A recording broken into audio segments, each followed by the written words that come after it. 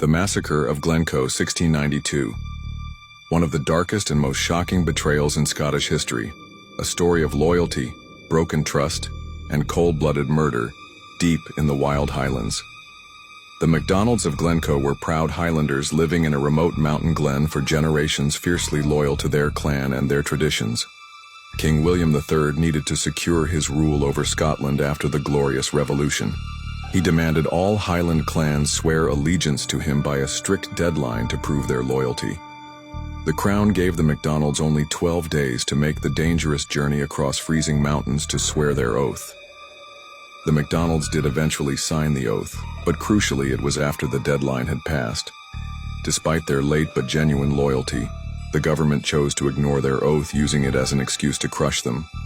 Orders were given to punish the MacDonalds harshly, and the task fell to soldiers from the rival Campbell clan.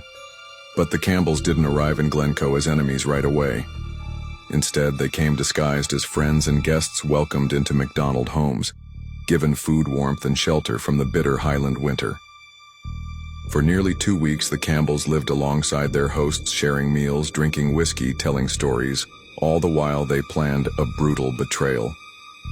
Then, on the freezing night of February 13th, 1692, the soldiers broke the sacred Highland code of hospitality. They turned on those who had welcomed them with savage violence. Around 30 MacDonald men, women, and children were slaughtered in a surprise attack. Homes, barns, and food stores were set ablaze as snow fell thick on the ground. Some MacDonalds fled into the freezing hills, but many froze, starved, or were hunted down by soldiers. The massacre sent a clear message from the Crown that defiance would not be tolerated and the Highlands would be brought under control no matter the cost. But the cruelest betrayal of all was breaking the sacred Highland law that hospitality must be honored even between enemies.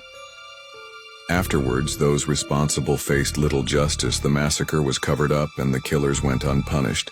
To this day, the Campbells are remembered for this treachery, and in some Highland pubs you might still see a sign warning Campbells. They're banned for life, because nothing breaks trust like killing your hosts after sharing their fire and whiskey.